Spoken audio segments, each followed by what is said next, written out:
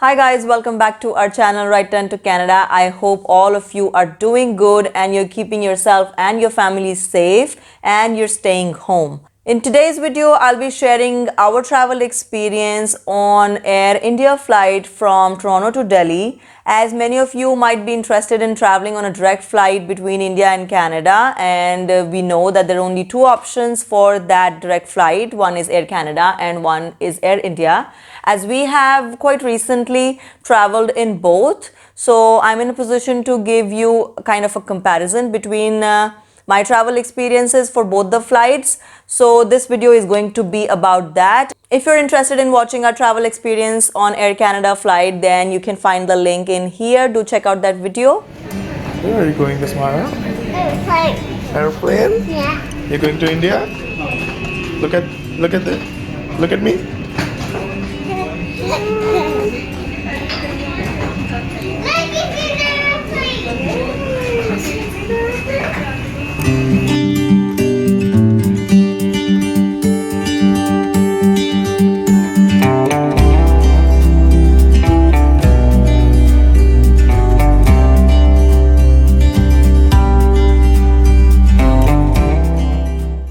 So we traveled in economy class on Air India flight in mid-February from Toronto to Delhi. The first thing that we consider while booking our flight is the cost. So I remember when we booked the tickets, Air India ticket was about 300 to 400 Canadian dollars cheaper per person than the Air Canada one. So in total, we saved about $800 to $900 while traveling on Air India rather than Air Canada. We traveled through Air Canada last time and we had a lot of issues in that. So we did want to try another airline. The baggage allowance for Air India flight is 2 check-in baggage, 23 kgs each per person. And if you compare it with the baggage allowance on Air Canada allows 123 kg check-in baggage per person.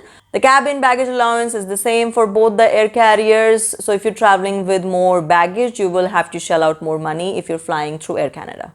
So now after the cost, let's discuss how comfortable was the seating. The seating configuration in this plane was 3, 3 and 3 seats, which was unusual for me for an international flight, and actually it was much more comfortable. We had much more room to move around and I think everyone prefers that. So 3, 3, 3 configuration is what we found in this plane. So it was quite good. Other than that, the seats were pretty old from the experiences that had been shared to me by our friends. I did expect old seating, but it was worse than what we expected. They weren't the most uncomfortable seats, to be honest, but most of them were faded, they were stained, they were not properly cleaned. In many of the seats, the recliner systems weren't working. They could not recline to the back. So imagine sitting for 15 hours with your straight back like this. So that was pretty bad. Even Rohan's armrest had fallen about 10 times during the entire flight. We had called the flight attendant and then he called the captain as well. And he checked that and he was actually shocked that such a seat with an armrest falling down has been allotted to a passenger, which could be a big safety hazard had anything gone wrong. So that was the state of the seats. But the good thing about the seating was the leg room. The leg space was pretty good. Asmara could easily move around between the seats and we could lift the middle armrest. So that was comfortable for us. So if I compare the seating with the Air Canada seats were definitely better. They were bigger, they were more comfortable, more cushiony. The leg space, I'm not really in a position to compare because we took the front seats in Air Canada that were with the bassinet, but I think that according to what I saw, it was almost similar, so seating was definitely better in Air Canada. Other than the seating, they did give us pillows and blankets on the flight, although the pillows were really badly stained. I don't know how I forgot to take a picture of that. I actually got to know about those stains when the cover came off and the pillow was like really dirty. So hygienically, it wasn't the most clean airline I flew on. So the next thing after we are comfortably seated on our seats is that we check the entertainment system, especially on a 14-hour long flight that we were flying on. Entertainment system is very important, and the entertainment system in Air India flight was really bad.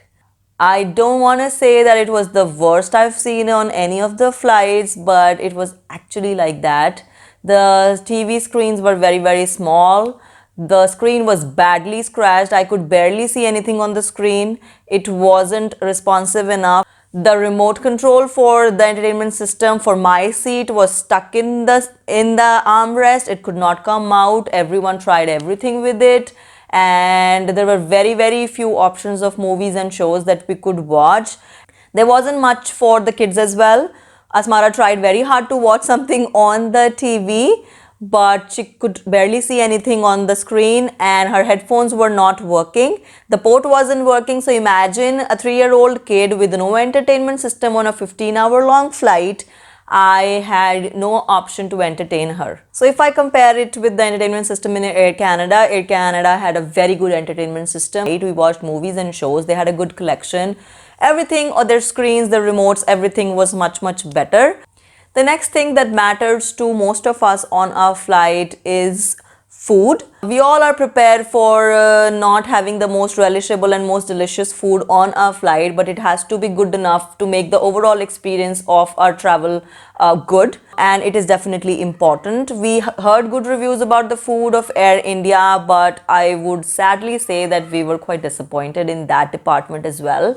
So during the 14-hour flight that we had, we were served 3 meals, that is the lunch, supper and breakfast. So roughly each meal was served about 5 to 6 hours apart. There were both vegetarian and non-vegetarian options. The food didn't taste greatest, but in terms of drinks and everything, the one good thing about the food service was that they were serving it with love.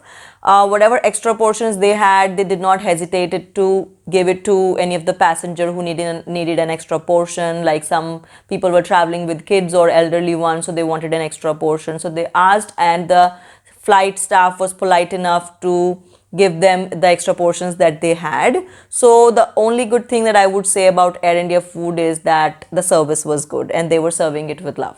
If I compare it to the food on Air Canada flight, the Air Canada flight had better food, I would say, but their terribly bad and rude staff made the whole eating experience extremely bad. I would say that I actually prefer eating slightly bad food that's served with love rather than greatest food that is just literally thrown into your face, and they don't care about you, your kid, your family, and that you have paid money for that food and for that travel experience. So Air Canada was really bad in that. Now this brings me to the last thing that makes or breaks our travel experience or any experience in general, and that is the service and the staff. And that I would say that Air India had a very, very polite and helpful staff on the flight. They were very helpful for each and everything.